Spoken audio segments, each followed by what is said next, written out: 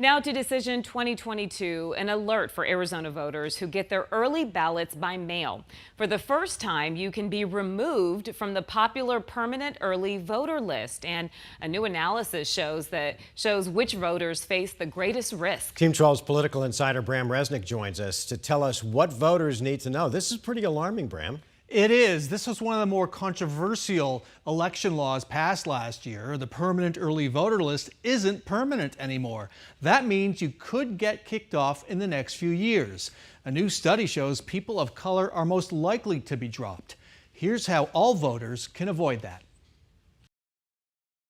It's how Maricopa County votes. 9 out of 10 votes cast in the August primary were early ballots. That's the way it's been for years, but that could change. A new law makes the permanent early voter list not permanent anymore. Voters on the Pebble were automatically sent a ballot for every election.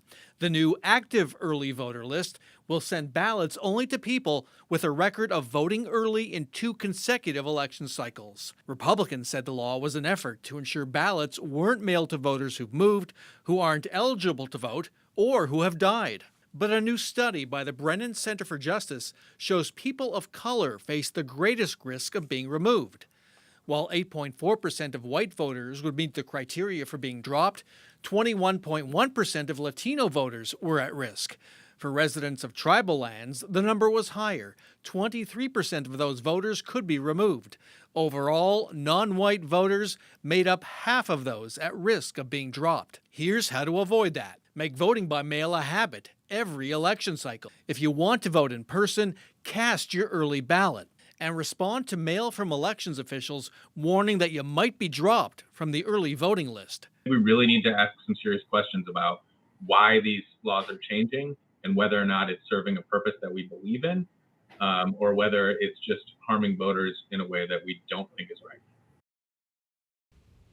Now, there's still an open question among voting rights experts about how soon voters might be removed from the early voting list. That could happen after the 2024 presidential election or the 2026 midterm election. Courts might have to decide. Let's send it back to you. Bram, thanks. Tonight in